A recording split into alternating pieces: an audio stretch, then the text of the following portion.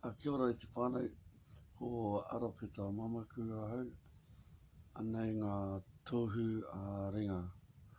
Tahi, kupu hau. Rua, whakarongo. Toru, titiro. Wha, riti tonu. Rima, rereke. Ono, pātai taku. Whitu, marama. Waru, ai. Iwa, kao.